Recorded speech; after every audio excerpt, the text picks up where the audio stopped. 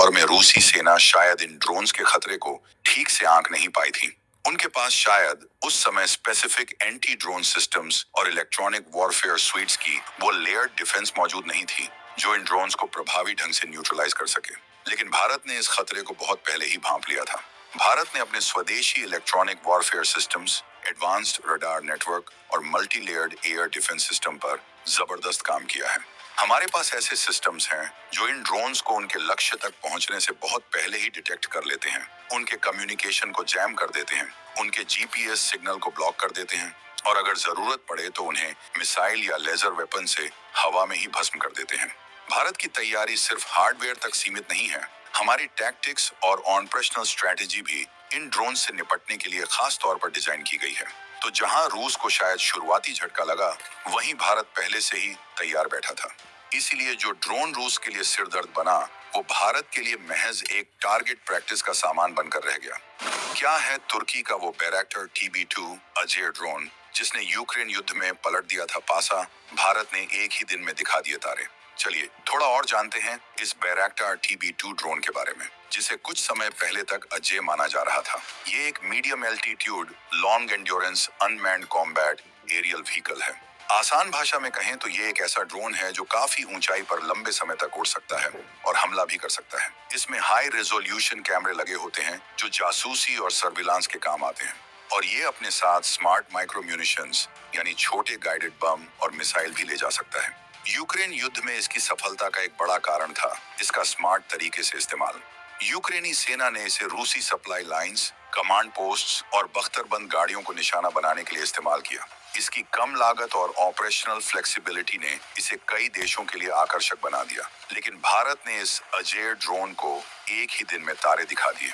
भारत की multi layered air defence shield, जिसमें advanced radar, sophisticated jamming equipment और सतह से हवा में मार करने वाली मिसाइलें शामिल हैं, इस ड्रोन के लिए एक अभेद्य किला साबित हुई। भारत ने न सिर्फ इन ड्रोन्स को मार गिराया, बल्कि शायद उनके कंट्रोल सिस्टम्स को हैक करके या जैम करके उन्हें मिसगाइड भी किया हो। नतीजा ये हुआ कि जो ड्रोन कल तक हीरो था, वो आज भारत के सामने जीरो बन गया। सिर्फ इतना ही नहीं, ये सारे ड्रोन और हथियार जिस जगह रखे थे, भारत ने उस एयरबेस को ही ठोक डाला। पाकिस्तान का एक महत्वपूर्ण एयरबेस, शायद मियांवाली या कोई और अड्डा, जहां तुर्की से लाए गए चमचमाते बैरक्टर TB2 और EIA-3 ड्रोन्स शान से खड़े थे। पाकिस्तान के जनरल और एयर मार्शल फूले नहीं समा रहे थे कि अब इन महा ड्रोन्स के बल पर वो भारत को चुनौती देंगे। लेकिन भारत ने सीधे उस एयरबेस को ही टारगेट करके ये संदेश दिया कि हम सिर्फ बीमारी का इलाज नहीं करते, हम बीमारी की जड़ को ही उखाड़ फेंकते हैं। आखिर वो कौन सी भारतीय ढाल है जो एक दिन में 400 से 500 पाकिस्तानी तुर्की ड्रोन्स को हवा में ही कर दिया भस्म? ये सवाल हर किसी के जहन में है कि आखिर भारत के पास ऐसी कौन सी जादुई ढाल है, कौन सा ऐसा सुरक्षा कवच है जो एक एक दिन में 400 से 500 पाकिस्तानी और तुर्की ड्रोन्स को ऐसे भस्म कर रहा है जैसे वो कोई मच्छर मक्खी हो। तो ये भारत के इंटीग्रेटेड एयर डिफेंस सिस्टम और इलेक्ट्रॉनिक वॉरफेयर कैपेबिलिटीज का कमाल है।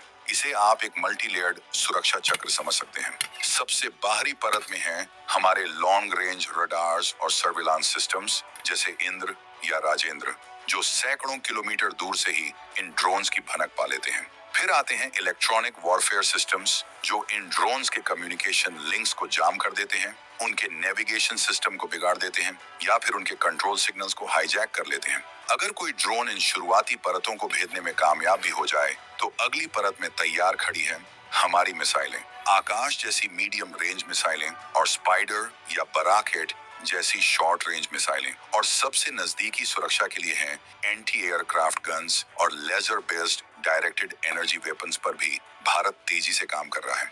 इस पूरे सिस्टम को कंट्रोल करता है एक centralised command and control centre, जो रियल टाइम में थ्रेट्स को एनालाइज करके सबसे सटीक काउंटर मेजर को एक्टिवेट करता है। ये ढाल कोई एक हथियार नहीं, बल्कि टेक्नोलॉजी, स्ट्रेटेजी और ह्यूमन इंटेलिजेंस का एक ऐसा कॉम्बिनेशन है जिसने दुश्मन के ड्रोन हमलों की कमर तोड़ दी है। वो कौन से भारतीय महाशस्त्र हैं जिन्होंने इन अमोघ तुर्की ड्रोन्स को खिलौना बनाकर रख दिया है? जब हम उन भारतीय महाशस्त्रों की बात करते हैं जिन्होंने तुर्की के इन तथाकथित अमोघ ड्रोन्स को खिलौना बना दिया, तो ये समझना जरूरी है कि ये किसी एक सिंगल वेपन सिस्टम का कमाल नहीं है। ये भारत की बढ़ती स्वदेशी डिफेंस कैपेबिलिटी और एक well plan network centric warfare approach का नतीजा है।